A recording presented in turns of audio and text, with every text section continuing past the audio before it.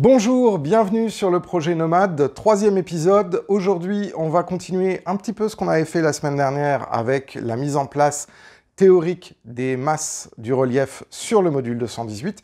Je vais vous montrer aussi quelques autres particularités de la gamme de Maquettis, à savoir notamment la construction de la petite console qui va se placer là-bas. On va voir aussi quelques éléments supplémentaires pour mettre en place les modules, quelques astuces, et je vais vous parler aussi de ce qu'on va commencer à faire au mois d'octobre, c'est-à-dire rentrer dans le vif du sujet en ce qui concerne le décor. Je vais reprendre aussi un petit peu les différents prix qui ont été dépensés pour le projet, que ce soit au niveau des modules, mais aussi du matériel utilisé. Je tiens tout d'abord aussi à remercier, vous êtes de plus en plus nombreux à suivre cette série et de plus en plus nombreux à vous abonner à la chaîne, donc merci vraiment. Pour les gens qui ne l'ont pas fait, il y a le petit bouton abonner avec la cloche pour être notifié lors des prochaines sorties. Ceux qui le désirent peuvent aussi faire une donation sur Tipeee pour permettre au projet de prendre encore plus d'ampleur. Je tiens particulièrement aussi à remercier tous ceux qui l'ont déjà fait. Ça me fait vraiment très très plaisir et ça va nous permettre de pouvoir aller encore plus loin. Je tiens aussi, puisque j'en suis sur les remerciements, à remercier tous les commerçants et les artisans qui sont partenaires du projet. Sans eux, le projet Nomade n'aurait pas pu être possible. Et bien évidemment, c'est aussi grâce à eux que je peux vous montrer l'ensemble de la réalisation de ce qui est en fait quasiment un petit réseau point à point dans son esprit à l'heure actuelle, mais qui a vocation à pouvoir se connecter à d'autres personnes, vous, très certainement, qui avez décidé de suivre la construction du projet Nomade et qui participez au Slack pour échanger des informations. Donc là, aujourd'hui, on va travailler un petit peu sur le module 218, on va travailler un petit peu aussi sur de la menuiserie et on va voir un peu aussi ensemble les difficultés et les choses qu'il faut aborder quand on commence à rentrer dans le vif du sujet, à savoir la mise en place du décor. Je vous rappelle la méthodologie qui va être déployée sur le projet Nomade. La première étape, c'est donc la construction de l'infrastructure, c'est-à-dire les modules de la société Maquettis. Ensuite, après, la mise en place du relief et la conception du relief par rapport à la zone géographique où vous voulez situer votre réseau. Ensuite, on va mettre en place les plateformes de voies, donc on va tailler dans le relief qu'on a fait précédemment. Le relief, bien évidemment, ne sera pas définitivement fait, hein, ce sont simplement les rapports de masse en styrodure.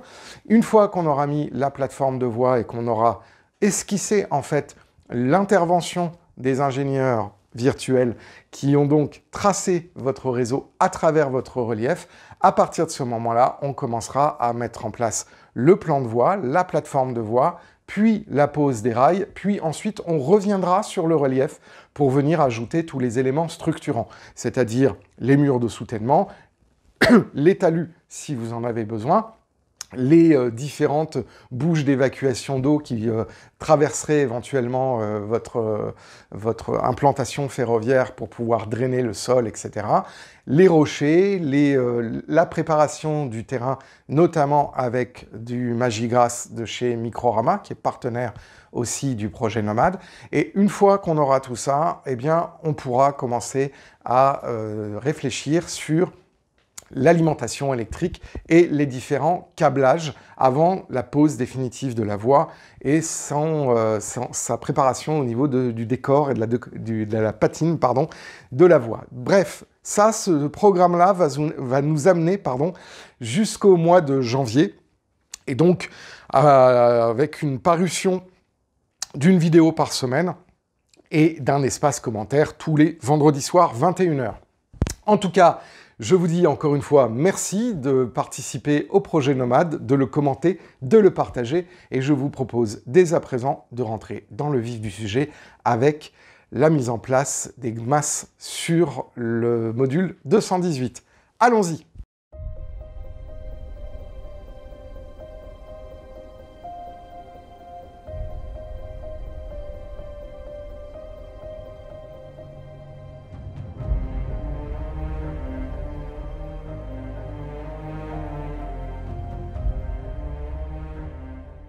Alors vous allez voir, sur cette étape, il y a une petite particularité, c'est que j'ai besoin de connaître à peu près l'emplacement de l'appareil de voix avant de pouvoir poser le relief.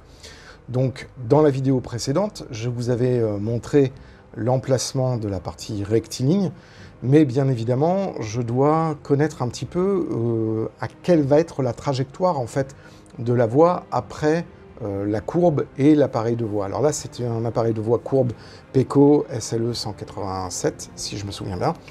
Et donc là, j'essaye un petit peu de le positionner pour avoir deux arcs de courbe qui vont raccorder la partie rectiligne la plus fluide et sans cassure. Donc le positionnement définitif de l'appareil de voix va quand même pouvoir me permettre de savoir par rapport à la plateforme de voix où je vais me situer. Ça, c'est un petit peu le cas particulier parce que bien évidemment, sur cette partie-là du décor, la plateforme de voix va être énormément structurante, donc en fait je gagne du temps. Là vous voyez, je suis en train de dessiner la symétrie, le rapport de symétrie qui va subir un arc, c'est-à-dire une déformation. Là vous voyez la petite flèche pour vous indiquer que cette symétrie de la voix va être tirée pour pouvoir obtenir une courbe harmonieuse. Et donc je vais faire ça pour la deuxième sortie de l'aiguille. Et là, vous voyez que maintenant, je commence à avoir une idée assez précise, non seulement du positionnement de l'appareil de voix, mais aussi de la façon dont je vais faire le raccord entre l'appareil de voix et les deux parties rectilignes. Parce qu'en fait, au premier plan, je vais avoir une voix de garage et la voix qui va raccorder au module suivant. Donc là, bien évidemment, quelques tracés qui permettent de pouvoir définir en fait la plateforme de voix définitive des deux voix, sachant que sur ces deux voix, elles auront un anthrax de 46 mm, comme défini par la norme NEM. Donc là, je mets un petit peu l'implantation globale et je replace l'appareil de voix, ce qui me permet de pouvoir confirmer les espaces ultérieurs sur lesquels je pourrais mettre mon relief. Donc c'est vraiment cette partie-là qui est un petit peu particulière, où là, bien évidemment, dans cette étape, je regarde avant tout le positionnement des différents éléments avant de faire le relief. Bien évidemment, je fais aussi le tracé en vert de la limite en fait de la plateforme pour me donner des repères visuels qui vont être nécessaires pour pouvoir ensuite, après, placer mon relief. Parce qu'à certains endroits, c'est pas la peine que je mette du styro dur, vu que je ne vais pas avoir de modification fondamentale du tracé en relief positif ou en relief négatif. Donc c'est un petit peu particulier sur ce module-là, parce que effectivement, je n'ai pas tout à fait la méthode que je vais vous décrire par la suite, par rapport à cette exception qui est que la grande majorité de la plateforme de voix se trouve en fait sur le niveau 0 à partir de ce relief ici. Alors là, vous voyez, je vais m'aider en fait de la plaque qui me permet en fait de connecter le module de 45 au grand module, sur lequel j'ai commencé à dessiner un petit peu le profil du relief. Pourquoi? Parce que je vais avoir deux éléments qui vont être très structurants dans la création de mon relief. D'une part, j'ai une partie sous tunnel et d'autre part, j'ai une partie en tranchée qui vient littéralement découper la montagne.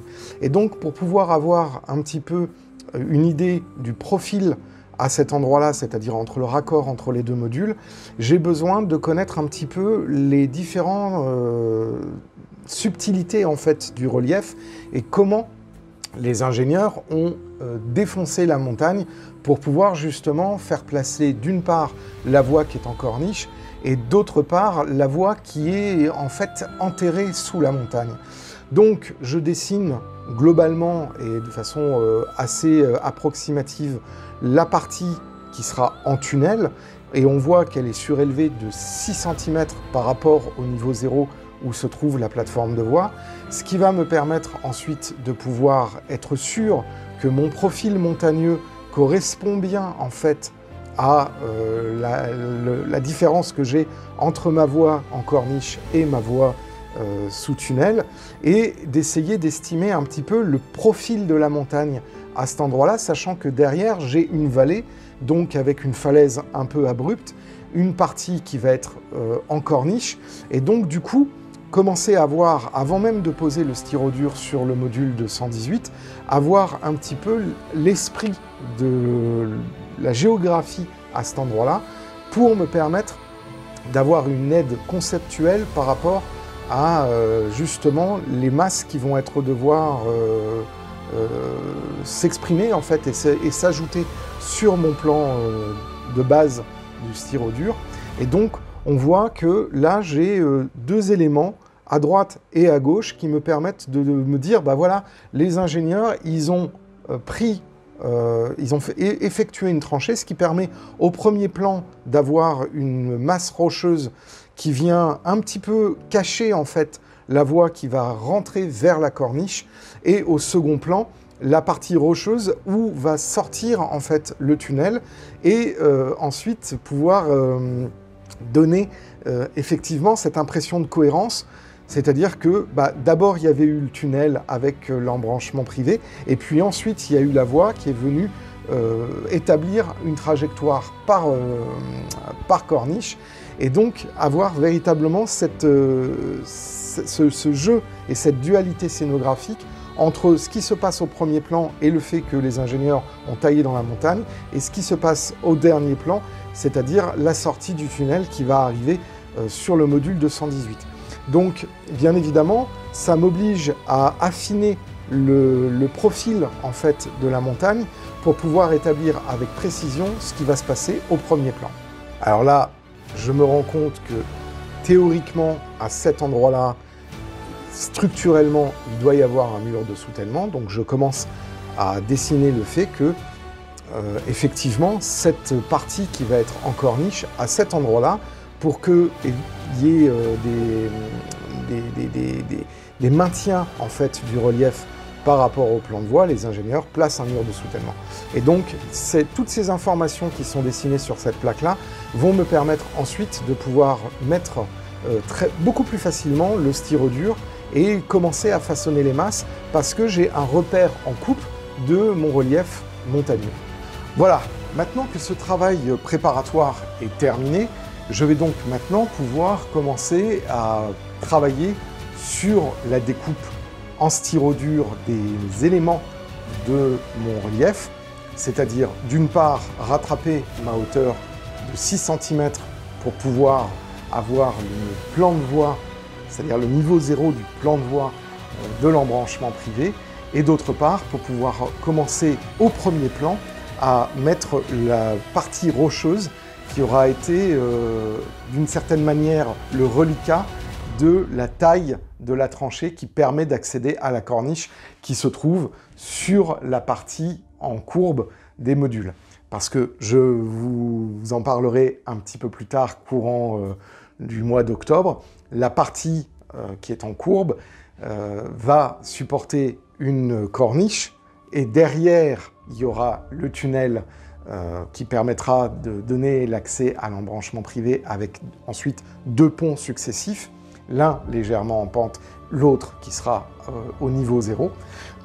Et donc du coup, derrière, avoir tout le dispositif de création de relief qui sera très important à ce niveau-là sur les deux modules à 45 degrés, et par ailleurs sur les deux modules de 118 qui serviront à accueillir l'embranchement privé. Parce que bien évidemment, je vais passer d'un massif très rocheux à une partie où l'embranchement privé va être encaissé dans le relief, et donc du coup, cette étude en fait sur ma coupe me donne déjà un élément structurant de ce qui va se passer sur le côté gauche et sur le côté droit, donc c'est-à-dire sur les modules à 45 degrés et sur le relief qui va s'exprimer sur la partie des modules rectilignes de 118 cm de long.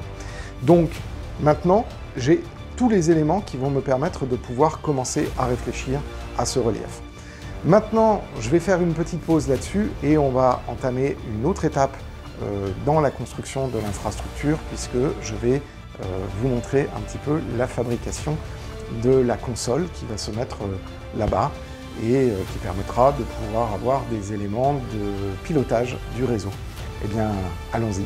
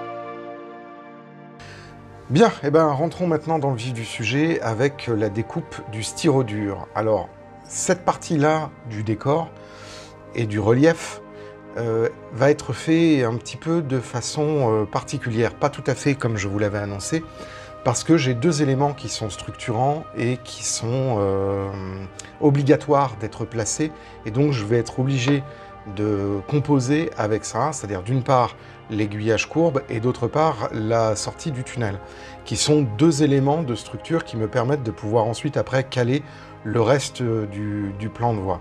Donc pour cette partie-là uniquement, je vais faire un décor qui va entourer en fait ces deux éléments, étant entendu que les courbes de niveau que j'ai dessinées sur la plaque qui va ensuite après être découpée me permettent déjà d'avoir mon rapport de masse à cet endroit-là. Donc ce n'est pas antinomique complètement par rapport à la méthode que je vais vous proposer sur le reste des autres modules, mais là, pour cette partie-là uniquement, j'ai besoin d'avoir dès le départ certains partis pris de scénographie, parce que justement on doit faire face à ces deux petits points de difficulté qui vont me permettre de pouvoir caler l'ensemble du décor qui va être mis en place. Alors ensuite, après, là, je ne fixe pas le styrodur, hein. Je fais des découpes qui sont simplement destinées à avoir mes pièces que je vais pouvoir assembler. Et bien évidemment, ensuite, après, on va faire le façonnage qui va me permettre d'avoir plus de cohérence avec ce que je vais vouloir montrer à cet endroit-là. Donc, ça n'a pas besoin d'être des découpes qui soient super précises. Là, on est vraiment pour combler du relief, pour mettre du relief, et bien évidemment pour, d'une certaine manière, commencer à mettre en place un espace tridimensionnel. Alors, rassurez-vous, cette étape-là, elle est finalement assez simple pour moi, parce que je sais exactement à cet endroit-là ce dont j'ai besoin. Et ensuite, après, on verra notamment sur l'autre module de 118, où il y aura l'embranchement privé, enfin la partie usine de l'embranchement privé, que tout ça, ça viendra se faire avec la méthode que j'ai décrite tout au long des premières vidéos du projet Nomade. Voilà, mais c'est vrai que dans certains cas, il faut pouvoir poser certains éléments qui sont très structurants pour justement éviter d'avoir des problèmes ensuite et de devoir repenser et refaire notamment tout ce qui est infrastructure lourde. Voilà, alors la découpe du styrodur, je la fais au cutter. Il n'y a pas énormément de difficultés, mais bien évidemment, il faut pouvoir, d'une certaine manière, avoir un matériel de découpe qui soit de bonne qualité. Donc là, j'ai changé la lame du cutter et je me suis procuré en fait un jeu de lames supplémentaires, parce que le styrodur abîme très très rapidement les lames de cutter. Donc pour continuer à avoir des découpes propres, il faut avoir du matériel neuf en ce qui concerne les lames. Voilà, donc là je commence à mettre le premier niveau et je vais augmenter couche après couche en fait le relief de cette partie-là, et je garde effectivement là ma partie de gorge pour pouvoir positionner avec très précisément plutôt le placement de l'appareil de voix.